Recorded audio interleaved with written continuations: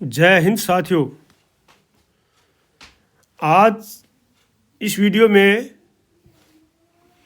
Pensioners और कर्मचारियों के लिए बहुत खुशखबरी है।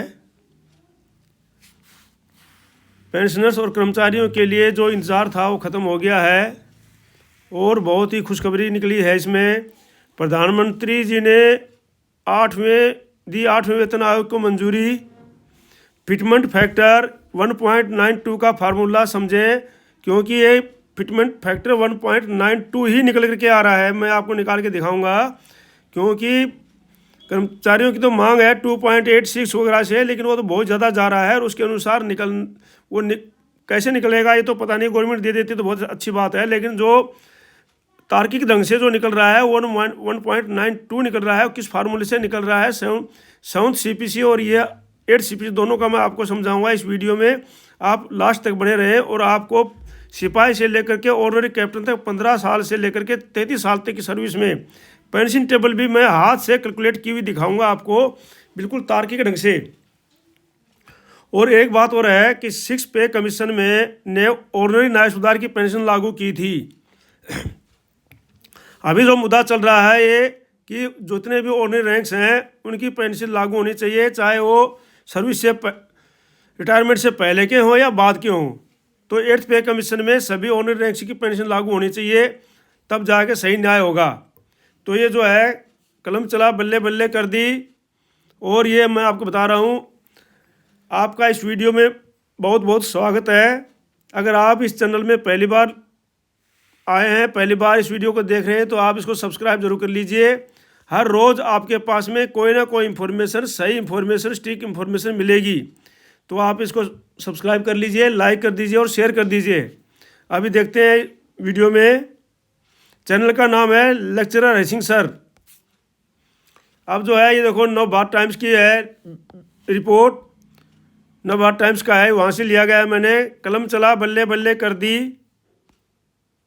कलम चला बल्ले बल्ले कर दी। नई दिल्ली 8वें वेतन आयोग के गठन को मंजूरी मिल गई है।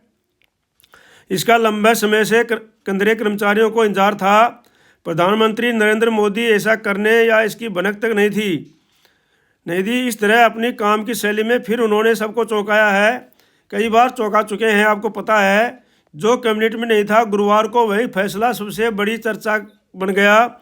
सूचना और प्रसारण मंत्री अश्विनी वैष्णव ने संवाददाताओं से बातचीत में कहा कि प्रधानमंत्री मोदी जी ने केंद्रीय 8वें वेतन आयोग के गठन को मंजूरी दे दी है और यह फैसला कैबिनेट में नहीं था। इस कदम से केंद्र सरकार के लगभग 50 लाख कर्मचारियों और 65 लाख पेंशन धारकों को लाभ होगा। ये जो है रिपोर्ट है, आपको पता है कि लाइव रिपोर्ट चली है, ये उसका है। और ये जो फिटमेंट फैक्टर है 8वें वेतन आयोग का वेतन मैट्रिक्स 1.92 के फिटमेंट फैक्टर का इस्तेमाल करके तैयार किया जाएगा। इसे ऐसे समझिए, केंद्र सरकार के कर्मचारियों की सैलरी के 18 लेवल हैं। लेवल 1 कर्मचारियों की बेसिक सैलरी 1800 रुपये ग्रेड के साथ 18,000 रुपये हुई है। अभी वो 18,000 रुपये बेसिक है। इसे 8वें वेतन आयोग के तहत बढ़ाकर 34,560 किया जा सकता है। केंद्र सरकार ने 8वां वेतन आयोग बनाने की मंजूरी दी है, 2026 से लागू होगा। श्री हरिकोटा में ये तो और समाचार है, चलो इसको छोड़ देते हैं हम। कैसे लागू होती हैं सिफारिशें वो भी समझ लेते हैं। वेतन आयोग सरकार को सिफारिशें देने से पहले केंद्र और राज्य सरकारों और अन्य संबंधित पक्षों के साथ व्यापक परामर्श करता है। सरकारी कर्मचारियों के लाभ और भत्ते तय करने में वेतन आयोग की महत्वपूर्ण भूमिका है। राज्य सरकारों के स्वामित्व में आने वाला ज़्यादातर इकाइयां आयोग की सिफारिशों को लागू सूत्रों के ने बताया कि इस कदम से रक्षा क्षेत्र में काम कर रहे कर्मचारियों के सहित केंद्र सरकार के लगभग 50 लाख कर्मचारियों को लाभ होगा। साथ ही लगभग 65 लाख पेंशन धारकों को भी पेंशन में बढ़ोतरी होगी। 8th पे कमीशन मोदी सरकार ने दी 8वें वेतन आयोग को मंजूरी। बार बार इसको मैंने ये सिर्फ आपको दिखाने के लिए था। 8th पे कमीशन PM मोदी ने दी मंजूरी। चमक जाएगी कर्मचारियों की किस्मत, जाने कितनी बढ़ सकती है सैलरी। तो इसमें जो है 50% बेसिक सैलरी जो है, अभी DA जो है हो गया महंगाई भत्ता 50%, मतलब 53% हो गया है।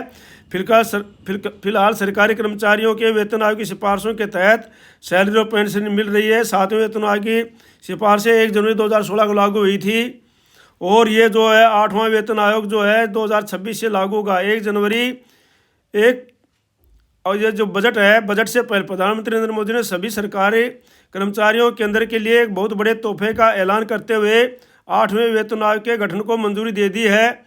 1 फरवरी 2025 को पेश किए जाने वाले यूनियन बजट से पहले केंद्र सरकार ने सभी कर्मचारियों के लिए एक बहुत बड़ी खुशखबरी दी है। केंद्रीय मंत्री अश्विनी वैष्णव ने आज इसकी जानकारी दी। अश्विनी वैष्णव ने बताया कि 8वां वेतन आयोग साल 2026 से लागू होगा। हालांकि उन्होंने 8वां वेतन लागू करने की तारीख नहीं बताई है, लेकिन एक्सपर्ट्स का मानना है कि सरकार 1 जनवरी 2026 से 8वां वेतन लागू कर सकती है। ये पूरा मैंने आपको समझा दिया है। इसमें हाँ, इसमें क्या है कि 8वां वेतन लागू होने के सभी केंद्रीय सरकारी कर्मचारियों की बेसिक सैलरी के साथ साथ उनके भत्ते भी काफ़ी बढ़ जाएंगे और कर्मचारियों के साथ ही पेंशनर्स को भी मिलने वाली पेंशन में इजाफा हो जाएगा। 8th पे कमीशन को मंजूरी दी, उसी के बारे में है ये। 10 साल में लागू होता है पे कमीशन। 5वें छठे सहायता आयोग की सिफारिशें भी 10 साल के लिए लागू की गई थी। तो जो ये 16 जनवरी 2025 को नरेंद्र मोदी की अध्यक्षता वाली कैबिनेट में जो है अचानक मंजूरी दे दी है। ये पे कमीशन में लंबे समय से हो रही थी 8th पे कमीशन के गठन की मांग। अब सबसे बड़ी बात इसमें आपको समझाने वाली चीज़ है वो ये है कि जो फिटमेंट फार्मूला बैठ रहा है 1.92 का, तो लगभग इसके अनुसार ही ये फार्मूला सही बैठ रहा है, क्योंकि कर्मचारी संघ तो मांग कर रहे हैं 2.86 के और उस समय दिया गया था 2.57। तो वो कैसे दिया गया था वो भी मैं आपको समझा रहा हूँ। थोड़ी देर के लिए आप इस वीडियो में बने रहिए, आपको पेंशन भी और फार्मूला भी सारा समझ में आ जाएगा। तो ये था 7th पे कमीशन का फार्मूला। इसमें डीए हो गया था उस समय 1 जनवरी 2016 को 125%, 125% डीए हो गया। तो जब डीए 125% हो गया, बेसिक मान ली जाती है 100 रुपया, डीए 125 तो 200 हो गए, 225 हो गए। अब 100 के ऊपर जब बेसिक होगी तो 225, 100 के ऊपर है ये 225। तो एक के लिए हमें फार्मूला निकालना है कि अगर 1 रुपया पेंशन होगी तो उसके लिए फार्मूला हमारा क्या होगा। तो एक के लिए फार्मूला आता है 225 को 100 से डिवाइड कर दिया तो ये हो गया 2.25। अब 2.25 तो अगर फार्मूला लागू करते हैं तो वो पेंशन बढ़ेगी नहीं, वो उतनी की उतनी रहेगी, फिर पे कमीशन का कोई मतलब नहीं हुआ।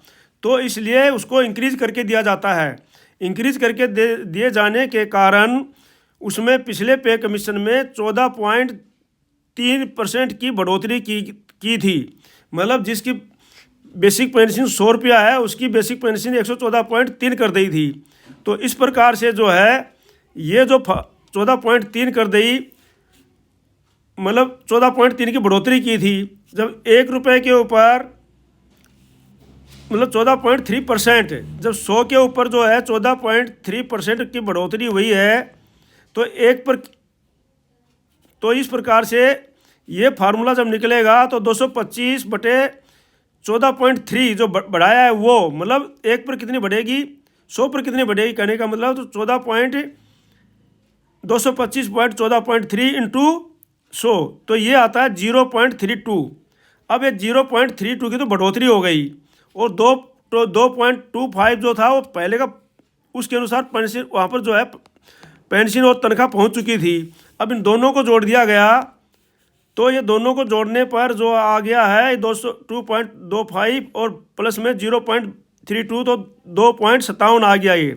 तो यही फिटमेंट फार्मूला जो फिटमेंट लागू किया था 2.57 का वहाँ पर। तो अब 8वें पे कमीशन में अगर इसके अनुसार भी रखते हैं, गवर्नमेंट ज़्यादा नहीं भी बढ़ाती है, तो तब जो है फार्मूला कितना आ रहा है तो ये अब देखते हैं। अभी जो है डीए का अनुमान है कि 62% या 62 तक रहेगा उस समय 1/1/2026 तक, क्योंकि अभी 53% तो मिल रहा है, जुलाई में हुआ था और अभी जनवरी में 56% मान लो कम से कम भी लगाते हैं तो 56% हो गया और फिर जनवरी में और जुलाई में, फिर जुलाई 2025 में हो जाएगा 59%। और इस प्रकार से ये जनवरी 2026 में 62% पहुँच रहा है हमारा डीए। 62% जो डीए होता है तो अब 100% हो गई बेसिक प्लस में 62% ये, तो ये हो गया 162। अब 162 को अगर हम 100 से डिवाइड करते हैं तो ये आता है 1.62। और मान लो गवर्नमेंट अगर ज़्यादा नहीं भी बढ़ाती है, सिर्फ उतना ही बढ़ाती है, लेकिन अभी तो बढ़ाएगी गवर्नमेंट ज़्यादा निश्चित है, इसमें थोड़ा ना थोड़ा बहुत तो ज़्यादा बढ़ाएगी ही, लेकिन मानकर चल रहे हैं अगर उतना भी बढ़ा देती है तो ये बनता है 1.62 बटे 14.3 इंटू 100, ये आता है 0.23। अब 1.62 प्लस में जमा में 0.23, ये आता है 1.85। अब 1.85 मिनिमम है, जबकि 62% है, हो सकता है ये परसेंट भी हो जाए। तो इसी प्रकार से ये जो फार्मूला 1.92 का लिया जा रहा है सभी जगह, तो ये तो है तार्किक ढंग से, बिल्कुल लॉजिक है इसका, लॉजिक जिसको लॉजिक बोलते हैं तर्क के अनुसार। अब मीडिया में चल रहा है कि 2.86 होगा, 2 पॉइंट कितना होगा, 88 होगा, तो वो अलग बात है। तो इसके अनुसार आपकी जो पेंशन है वो कितनी बन रही है, मेन मकसद मेरा समझाने का ये है बस। तो अब देख लीजिए आप, सिपाही 15 साल, ORP 2 में थी 18,807, ORP 3 में होगी 20,325, और एक जो 1 जनवरी 2026 को जो DA 62% पहुँचने के बाद में यह टोटल पेंशन बन जा रही है 32,927। जब टोटल पेंशन 32,927 बन जा रही है, लेकिन जब 1.92 का फैक्टर लगेगा तो ये फैक्टर लगेगा इसके साथ, तो ये आ जाएगी आपकी 39,024। अब आपकी टोटल पेंशन में जो बढ़ोतरी होगी वो है 6,098 रुपया बेसिक पे, ये सारी बेसिक बन जाएगी उस समय, ये बेसिक हो जाएगी, बेसिक बन जाएगी उस समय, तो ये बेसिक आ जाएगी। तो टोटल पेंशन में इतनी बढ़ोतरी होगी, बेसिक में तो ज़्यादा बढ़ोतरी हो जाएगी। बेसिक तो जो है आपको ये समझ लो कि 19,000 तक लगभग बढ़ोतरी होगी इसमें, 20,325 से 39,024 हो गई, लेकिन टोटल पेंशन में बढ़ोतरी 6,098 की हो जाएगी। बाद में इसके ऊपर DA वगैरह मिलेगा। तो ये मैं टोटल पेंशन में बढ़ोतरी दिखा रहा हूँ मैं आपको, बेसिक में नहीं, तो बेसिक में ज़्यादा होगी आपकी। तो इस प्रकार से सिपाही 17 साल वाले के लिए है 39,289 हो जाएगी, और ये टोटल पेंशन में बढ़ोतरी ये हो जाएगी। और सिपाही 19 साल वाले के लिए 41,136 बन जाएगी बेसिक, और नायक 15 साल वाले के लिए बेसिक बन जाएगी 39,709, और नायक 17 साल वाले की बेसिक बन जाएगी 41,257, नायक 22 साल वाले की बेसिक बन जाएगी 45,252, नायक हवलदार 20 साल वाले की बेसिक बनेगी 47,545, और हवलदार 22 साल वाले की बेसिक बनेगी 47,545, क्योंकि हवलदार ये तीनों एक ही है इसमें। अगर इसमें वैसे इसमें जो है थोड़ा सा अंतर होना चाहिए, अगर करेगा पे कमीशन तो बहुत अच्छी बात है, इनकी ज़्यादा होनी चाहिए, अभी 20 साल से लेकर 24 साल वालों की ज़्यादा होनी चाहिए, तो ये इसमें करेगा तो बहुत अच्छी बात है। तो इसके अनुसार, लेकिन इसके अनुसार बनाएगी 47,545, और हवलदार 26 साल वाले की बनेगी 49,117, और हवलदार ऑर्डिनरी नायब सुधार 24 साल वाले की साहब की बनेगी 49,417, नायब सुधार साहब 26 साल वाले साहब की बनेगी 51,337, नायब सुधार साहब 24 साल वाले, ये ऑनर नायब सुधार 26 साल वाले साहब, ये नायब सुधार साहब 24 साल वाले की बनेगी 51,504, नायब सुधार साहब 26 साल वाले की बनेगी 51,648, और नायब सुधार साहब 48 साल वाले की बनेगी 53,664। ये आपकी बेसिक बनेगी, ये इतनी बेसिक है ये पूरी, ठीक है नहीं। और ये आपकी टोटल पेंशन थी, तो जो आपकी उस समय बढ़ोतरी होगी वही हो जाएगी, उसके बाद आगे DA बढ़ता जाएगा और बढ़ती चली जाएगी। अब ये है सूबेदार साहब की, सूबेदार साहब 18 साल वाले की साहब की बनेगी 52,032, और ये उसमें बढ़ोतरी हो जाएगी, ये उनकी टोटल पेंशन है। ये 18 साल वाले साहब की जो है ORP 2 में थी, ORP 3 में अब साहब बोलेंगे ज़्यादा है, हाँ बिल्कुल आपकी पेंशन ज़्यादा होगी, मैं मानता हूँ 30 साल वाले साहब की पेंशन 32,000 समथिंग भी होगी, तो मैं क्लियर पहले कर देता हूँ। लेकिन ORP 3 जो टेबल है उसमें 31,500 है, और वो जो आपकी पेंशन तो फार्मूले के अनुसार उतनी बढ़ाएंगे, लेकिन जो मिनिमम पेंशन है वो ये बढ़ेगी। तो ये मैं पहले क्लियर कर देता हूँ कि बाद में कमेंट्स आएंगे कि भाई 32,000 तो समथिंग पहले मिल रही है, आप 31,500 का फार्मूला कहाँ से ले आए। तो मैं आपको क्लियर कर देता हूँ कि 32,000 मिल रही है, मुझे पता है 32,526 भी मिल रही है लेकिन ये ORP 3 की टेबल के अनुसार है, ये 31,500। तो ORP 3 की टेबल में ये है, तो इनकी कम हुई थी, लेकिन इनकी इसी के अनुसार रहेगी, तो ये तो मिनिमम है ये, ठीक है नहीं। तो ये इसमें सूबेदार साहब का अभी काफ़ी घाटा हो रखा है, तो इसमें थोड़ा सा आप लोग कंफ्यूज नहीं होना। यहाँ तो ठीक है, यहाँ तो जो 30,175 के अनुसार 57,936 हो जाएगी, लेकिन यहाँ वालों की ज़्यादा होगी क्योंकि वो होगी इसके अनुसार, उनकी यहाँ इसके अनुसार नहीं होगी, इसके अनुसार उनकी होगी जो ये लागू है। उसके बाद 30 साल वाले साहब की जो है 31,500, जिनकी 32,526, तो उसके अनुसार 1.92 से अपना गुणा कर लेना, उतनी बढ़ेगी। लेकिन जिनकी ये होगी उनकी होगी 60,480। और इसी प्रकार से सूबेदार मेजर साहब 28 साल वालों की जो बनेगी 64,800। सूबेदार मेजर साहब 30 साल वालों की बनेगी 66,096। सूबेदार मेजर साहब 32 साल वालों की बनेगी 66,384। और 32 साल वालों की 66,384। और ऑर्नी लेफ्टिनेंट साहब 26 साल वालों की बनेगी 76,224 बेसिक। और ऑर्नी लेफ्टिनेंट साहब 28 साल वालों की बनेगी 78,240 बेसिक। ऑर्नी लेफ्टिनेंट 30 साल वालों की बनेगी 49,104 बेसिक। ऑर्नी लेफ्टिनेंट 32.5 इनकी बनेगी 81,840। और 32 से ऊपर जो है 88,896 है ये। और ऑर्डिनरी कैप्टन साहब 30 साल वालों की बनेगी 81,600। और ऑर्डिनरी कैप्टन साहब 32 साल वालों की बनेगी 81,840। और 32.5 भी 33 साल वालों की बनेगी 88,896। तो ये प्रकार की पूरी टेबल है, बिल्कुल हाथ से कैलकुलेट करके निकाला गया है, इसमें किसी को कॉपी नहीं की गई है। और ये बिल्कुल सही है। 1.92 का फैक्टर अभी तक आ रहा है, क्योंकि लॉजिक फैक्टर तो यही है। अगर गवर्नमेंट बात मान लेती है 2.88, 2.86, 2.28, तो ये टेबल भी मैं आपको निकाल के दिखा दूंगा। लेकिन अभी तक जो फैक्टर आ रहा है वो ये आ रहा है। और तो इसके अनुसार मिनिमम पेंशन तो इतनी बढ़नी है, इतनी बढ़नी है, इसमें सभी की बढ़ेगी, चाहे कोई प्रीमेचर आया हो, चाहे जेसू साहिबान हो। पहले जेसू साहिबान की नहीं बढ़ी थी, इसमें ज़रूर बढ़ेगी। तो ये थी बात है। दूसरी बात है कि बहुत से साहिबानों का कमेंट्स आ रहा है कि भाई जो है 6 पे कमीशन में नायब सूबेदार साहब की जो है, जो ऑर्डिनरी नायब सूबेदार साहब जो रिटायरमेंट के बाद बनते हैं उनको पेंशन लागू हुई थी। तो क्या इस पे कमीशन में जो आफ्टर रिटायरमेंट ऑर्डिनरी सूबेदार साहब, सूबेदार मेजर साहब, ऑर्डिनरी लेफ्टिनेंट साहब, ऑर्डिनरी कैप्टन साहब या ऑर्डिनरी हवलदार या ऑर्डिनरी नायक जो बनते हैं, क्या उनको पेंशन लागू होगी? तो बिल्कुल होना चाहिए, क्योंकि ये काफ़ी विवाद का विषय बना हुआ है और इसके लिए AFT में भी केस चले हुए हैं। तो मैं तो बोलता हूं कि बिल्कुल लागू होना चाहिए इसमें। और पे कमीशन को ये अनुरोध सैनिकों का स्वीकार करना चाहिए। तो ये है 7 पे कमीशन, मोदी सरकार ने इसको दी जिम्मेवारी है। मैंने आपको बता दिया, लंबे समय से इसकी इंतजार थी, मैंने आपको दिखा दिया सारा। तो आज के वीडियो में सिर्फ इतना ही है।